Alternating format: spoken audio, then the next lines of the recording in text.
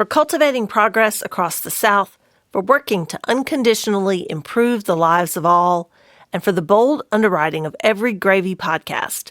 SFA thanks our visionary Louisville, Kentucky friends, Pam and Brooke Smith. I'm Melissa Hall, and you're listening to Gravy. Gravy. Gravy. Gravy. A production of the Southern Foodways Alliance, Gravy tells stories of the changing American South.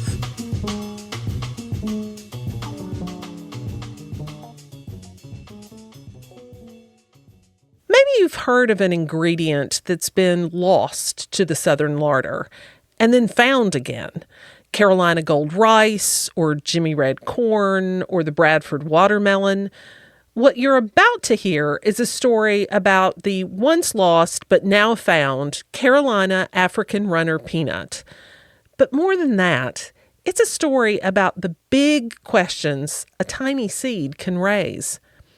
In this episode of Gravy, producer Otis Gray investigates how certain crops get lost and what happens when they're found. Who brings them back and why? Who gets to prepare and serve and eat them? And why should we, in the Peanut Gallery, care about these seeds and their stories? Otis Gray has the story.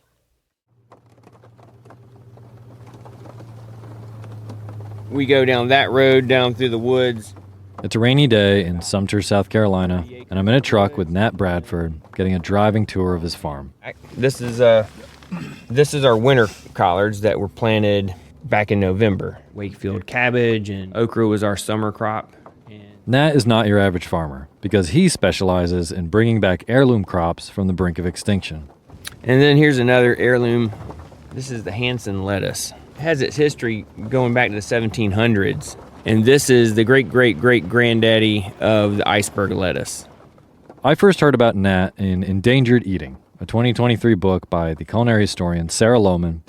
And according to Lohman, it's estimated that 75% of vegetable varieties worldwide have been totally lost, gone. And in America, it's estimated that 95% of our historical produce has gone extinct.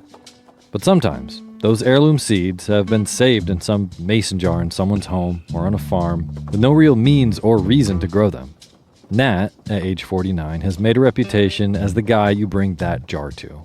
He rehabilitates those old seeds and then markets them to chefs. We grow for flavor. We call ourselves flavor chasers. We focus on heirloom varieties. We want to find the most flavorful varieties of crops, and it seems to be the bulk of them are in, are old varieties, old land race. That's where all the flavor is. That seems to be where it got left in the dust, and we're trying to reach in the past, pull them back forward, and make them relevant. If you've heard about Nat, it may have been in connection with the Bradford watermelon, an heirloom varietal developed by his ancestor in the 1850s and revitalized by Nat himself in the last couple decades. Nat takes me out to this little shed in his driveway, and there's a big freezer that he opens up, and there's a stockpile of Bradford watermelon seeds and tons of other varietals packed in these Ziploc bags and labeled meticulously with Sharpie. This is an old English pea that goes back to the 1700s. This is Sangosti rye, but this is the oldest rye in existence. These crops contain centuries of genetic history and stories that we can taste. And I came to South Carolina to hear the story of a once important crop that until recently was thought to be extinct. The Carolina African runner peanut. The Carolina African runner peanut. America's almost nationalist taste for peanuts all traces back to this one little rust-colored legume that came over during the transatlantic slave trade. All of it. Reese's, Baby Ruth's, PB&J sandwiches, peanuts at baseball games, boiled peanuts, Cracker Jacks, peanut soups. Our taste for all these things started with this teeny little peanut that was bullied out of existence by bigger ones that were easier to industrialize. And for a long time, heirloom historians conceded that the first peanut to come to the Americas was gone. This is the one where I keep... Until 2015, when Nat was given a handful of peanuts. Oh, this is it? Yeah, this is it. That he grew and harvested. Yeah. This is the first peanut to hit the Americas. That's it. He's showing me a couple bags of them, some shelled, some not. Is this all there is? That's all there is that I'm aware of. African runner peanuts are expensive to farm, and therefore expensive to sell. They're maybe half the size of your average Virginia peanut, making them tough to shell without very specialized equipment. They're so small. They are. If you want to eat one, you can eat one. Really? Go for it. Yeah, go for it. Oh my God. I don't know. I Oh. know they're frozen, but it's instant. That oil content just saturates your mouth. Yeah, it's And it's an intense like peanut. very fatty and vegetal. There you go. Nat has been marketing these peanuts almost exclusively to acclaimed chefs who can afford them and have a platform to talk about this plant that became a foundational piece of the American foodways. I only have to tell the chef. Then the chef's going to educate their customer on it. And that's kind of the most successful, for me, medium to the public acceptance is through the chefs. The story of the African runner peanut is inseparable from the story of the transatlantic slave trade. From its clandestine way of growing and sustaining the enslaved, to its commandeering in early white Southern cookbooks and fueling a peanut empire that in no way benefited the people who made this crop popular. It's clearly an important and powerful story. But if the model to bring back these foods is to feature them in expensive restaurants that are primarily run by white chefs, patroned by mostly white people, it might be worth asking, is this the right way to do it? And who are we bringing them back for? To peel back, it's important to understand the story that makes the African runner peanut so special. The story a chef might tell in order to advertise this crop. Yeah, okay, so we got this going. Okay, I'm going to press the red button, yeah? And to help tell that story, I talked with Michael Twitty. My name is Michael W. Twitty. I'm a culinary historian and food writer from the D.C. area in Fredericksburg, Virginia. Twitty is the author of The Cooking Gene and has dedicated his career to tracing foods and crops back to their origin in an effort to better understand who we are as people. But the other part of it is just like letting my folks, my larger Black family and allies understand that we aren't this hopeless, helpless, rootless, branchless people. And that is where his story intersects with that of the African runner peanut. You cannot tell the history of the runner peanut without acknowledging the long game of enslavement. Before peanuts arrived on American soil in the 1600s, they arrived on African soil from South America in the 1500s. At this time, they were also known as groundnuts because they grew in the ground. The Congo peoples go wild for them. These groundnuts, or peanuts, grew well in the sandy West African soil. They were made into stews like mafe, they were calorically dense, they kept well, and then the transatlantic slave trade to British North America began in the 1600s. Peanuts can be what? Brought dry as viable seed. Okra, same thing with egusi, a melon seed. All these things can be brought this way, and that's why they're so prominent. When peanuts first came with the slave trade, they were almost exclusively grown by the enslaved in smaller gardens on a plantation. Places Twitty calls, quote, little landscapes of resistance. Peanuts being a kind of clandestine plant they could nourish themselves with, and that would help them keep a connection to their home.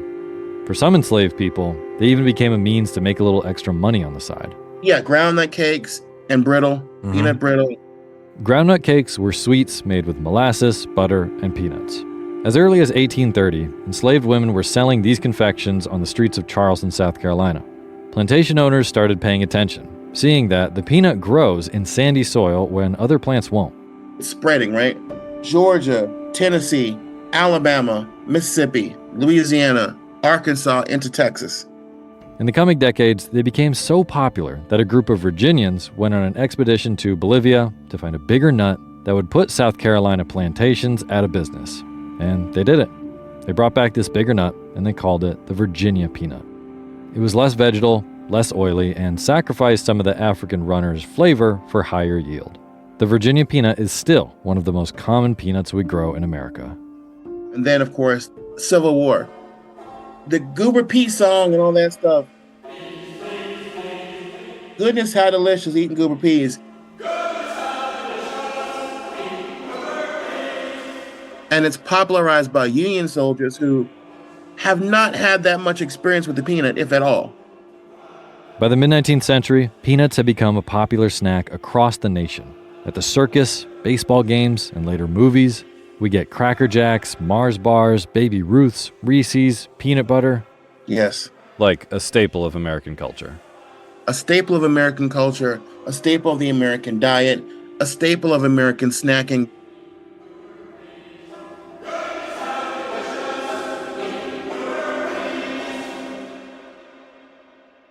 And during all this time, the African runner peanut is getting left in the dust.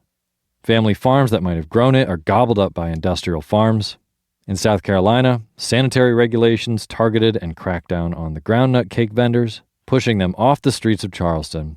And by the mid-20th century, it was thought that the African runner peanut had completely died out. Except, it hadn't. When we come back, we'll dive into the complexities of finding a place on the table for the Carolina African runner. But first... Maker's Mark bourbon is aged to taste in Loretto, Kentucky. The Samuels family uses locally grown, soft red winter wheat and sources water from a lake on the distillery's campus. Every Maker's Mark label is printed and die-cut by hand on an antique press, and each bottle is hand-dipped in their signature red wax. All the details matter when distilling quality bourbon.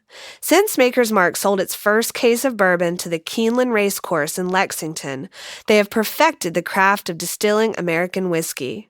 For their dedication to making great bourbon and for their support of the Southern Foodways Alliance, we thank them. Maker's Mark crafts their bourbon carefully. Please enjoy it that way. Join SFA in Raleigh, North Carolina, October 27th and 28th for our Fall Symposium. We'll tell stories of the people who power our restaurants, asking who serves the restaurant and whom does the restaurant serve. Visit us at southernfoodways.org to buy your tickets and to learn more about the symposium. In the early 2000s, Glenn Roberts enters the picture. He's the proprietor of Anson Mills, a South Carolina-based purveyor of heirloom grains and legumes.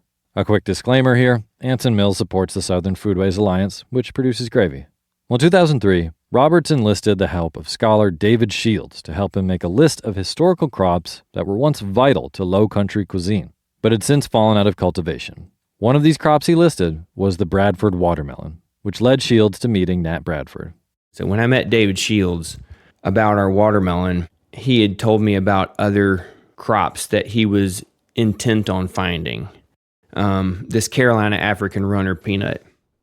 If you've heard stories about southern crops brought back from the brink of extinction, on gravy or elsewhere, you've probably heard of David Shields.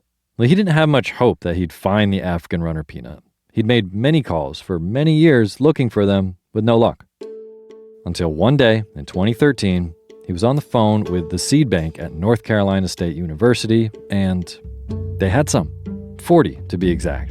Presumably, the last African runner peanuts on the planet.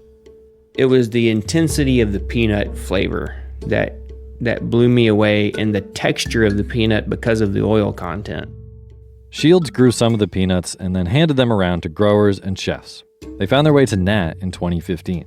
So he planted them, and it took a few years for him to get a decent harvest. He didn't have the equipment to plant or shell them, so everything was done by hand. It was a whole winter of every spare minute, hey guys, kids, let's watch a movie and shell peanuts. And at the end of the winter, we had a 5-gallon bucket of peanuts. It's a lot. It was a labor of love. Because of the time and effort, he had to sell them at more than 3 times the cost of the standard Virginia peanut, as high as $20 a pound. Nat primarily sold to chefs. Really the only ones who'd love the flavor enough to pay that price, and the ones with a platform to create demand. Notably, renowned chef Sean Brock, who pressed the peanuts for oils, made runner peanut vinaigrettes and purees. He equated them to black truffles for how precious and flavorful they are. There's chef superstars now. And if a chef superstar says this is a great crop or this is a great food or a great dish, everybody's going to try it. I can honestly say we've put more time, money, and resources in bringing that peanut back than anyone else, and more than any other crop I've invested in. As of 2024, Nat has grown and sold as much as he can. His collards and okra pay the bills, not the peanuts he's been hand shelling. and he can't afford the expensive specialized equipment to make the process viable. So he's helped bring them back from the brink, but he says there's really only one thing that's going to keep it going. And it's money. It's always money. Yeah, that's kind of where we're stuck. So he stopped growing them. And for now, the African runner peanut is in a freezer in a shed in Nat Bradford's driveway. Heirloom plants like the African runner peanut have incredible stories that many people argue have to be told and tasted. But what does it mean to revive an heirloom ingredient when the cost is so high that very few people will get to taste it? So, yeah, there's an extractive nature of capitalism when it comes to Black culinary history, and that's the root of the problem. After my trip to South Carolina, I met up with Tanya Hopkins in Brooklyn. I am a culinary historian, spirited storyteller, and I go by the moniker The Food Griot. Tanya spends a lot of time thinking about the history behind what we eat and the contributions of African Americans to the culinary world. I asked her about this model of heirloom crops being brought back through fine dining, a space that is predominantly white, down to me, the journalist reporting on it.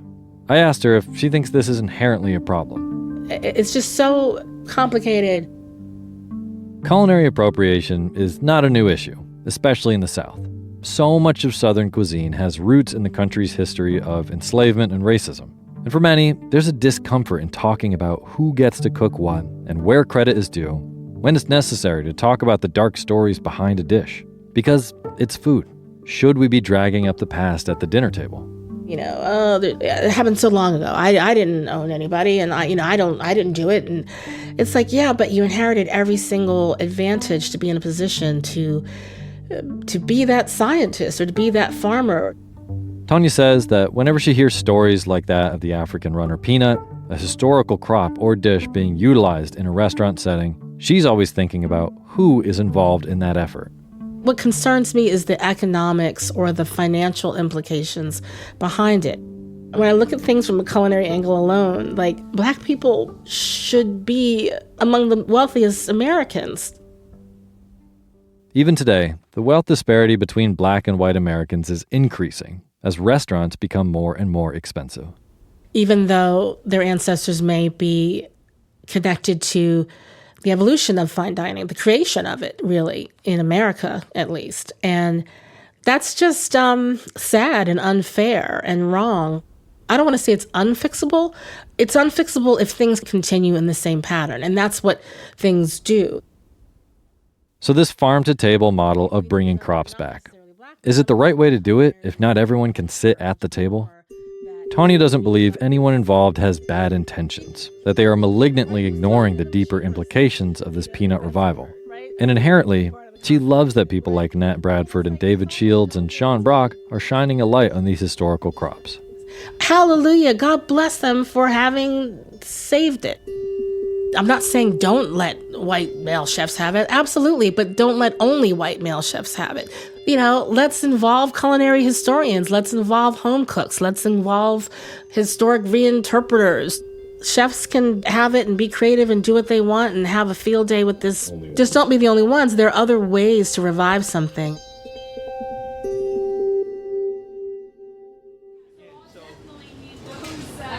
I got six more coming. If you look at the landscape of chefs in restaurants, most of them are not Black. Back down in South Carolina, I had the privilege of eating at the Culinary Institute of Charleston. I'm going to do the hot fish and grits, the quail, and then the pineapple and coconut. They have a student-run restaurant that's overseen by Chef Kevin Mitchell, who, when he was a young kid, 7 years old, he saw chefs on TV with their tall white hats, and he immediately knew he wanted to be one. Even at that age, I just remember not seeing anyone that looked like me. Like, there were no Black chefs doing that. I'm the only Black chef here, and I've been here for 15 years. I'm not too keen on just giving out A's. You gotta earn it. Today, only 2 of the nearly 150 Michelin star chefs in the U.S. are Black. Chef Mitchell, he's been in the industry for decades, running kitchens of all sizes. He teaches now, and he loves sharing heirloom crops with his students. He actually got a bunch of African runner peanuts from Nat that his students had the fortune of peeling by hand to make an African stew. Oh, they were so pissed off at me, but it was a learning experience because we made this beautiful soup with those peanuts. For me, I just felt like I just took on this duty for me to be out there exposing people to the stories of these ingredients. He co-wrote a book with David Shields about South Carolina foods and their stories. He uses his platform as a chef, but is also acutely aware of this problem of bringing back culturally loaded ingredients in restaurants that are hard for some demographics to access. And that's the question, like how do you change that? Like how do you get to a point where the people that made it culturally relevant, that cultivated the ingredient, how do you get them to have the access to it? That's a hard question to answer. Michael Twitty said there's an irony in all this. The enslaved people who were growing the first African runner peanuts on U.S. soil, they didn't want it to be found or co-opted. It was a clandestine means of survival. And here we are today, with chefs like Kevin Mitchell and Sean Brock and people like me shining a light on that story. We have enough stories about the atrocity of slavery. Let's have other stories that celebrate what they did based on the condition that they're in. Everyone involved in this peanut effort knows that farm-to-table cuisine has limitations when it comes to scalability, affordability, and accessibility. And each of them is driven to preserve different aspects of this peanut. Its story, its flavor, its very existence. As a farmer, Nat feels a responsibility to the crops themselves, regardless of who cultivated them first. As relevant as those things are, I'm a plant person, and I'm going to grow these plants. I'm going to share the stories and let people decide what they want to about those stories. But I'm growing them because I love to grow them. And I'm going to grow them because, for whatever reason, they've arrived in my hand. I'm going to steward those seeds. And I'm not going to hide from the stories. Put the stories out there, too. If I'm a white guy growing a black person's seeds, that's the way it is. Do people say that to you? Yeah, we've gotten that before. I think more about the plant. He says, yeah, the peanut came to the U.S. from West Africa during the 1600s. And before that, it came from South America, where they'd been eaten for millennia. It was here before us, and it'll be here after us. That flavor is going to pull it forward and keep it going. All right, here, let's get all this to the dish area. There's so many layers involved in like trying to answer and who has the authority to have this ingredient, who has the authority to talk about Southern food. Is it white chefs? Is it black chefs? For me, it's chefs. In that sense, Chef Mitchell's in agreement with Nat. And ultimately, this story felt like it wasn't really about any one farmer and their beliefs or any one chef and their beliefs. It's about how fine dining is an imperfect way to bring back ingredients that carry historical weight. But as it stands, the best way to revive these crops is still for farmers to sell directly to chefs, so diners can hear their stories, consume them, and demand more. And if the chefs, white or black, are sharing the stories, that's the first step. 20 years ago, this peanut was thought to be extinct. Now it's not. It's been grown, it's been cooked, it's been eaten, and its story is back out there. It's progress. And for now, the Carolina African runner peanut is very literally on ice until something changes. I'm going to continue to tell the stories. I'm going to continue to find as many heirloom ingredients and find a place for them in my classroom. That makes me happy because not only am I exposing people to like the flavor, I'm exposing them to the stories. You did much better this week. I'm very happy. Me? Yes. Very happy. All right, all the trash is gone. Yes. Yes, chef. This gentleman here.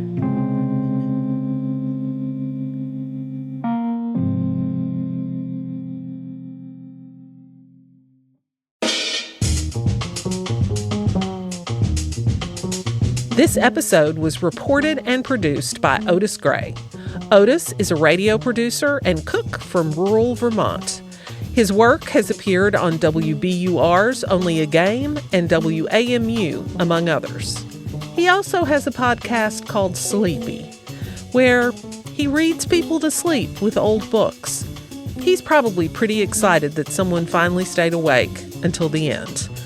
We thank Wendell Patrick for Gravy's theme music. We also owe a huge thank you to Clay Jones and Broadcast Studios in Oxford, Mississippi for recording and mixing Gravy. Managing editor for Gravy and all other SFA media is Sarah Camp-Milam. Olivia Terenzio is our podcast editor. Fact-checking comes courtesy of Heather Cole. Mary Beth Lassiter is our publisher. Visit us at southernfoodways.org to sign up for our weekly newsletter and take a deep dive into all of our work. While you're there, become a member or make a donation. Your dollars fund our work and help us make more Gravy.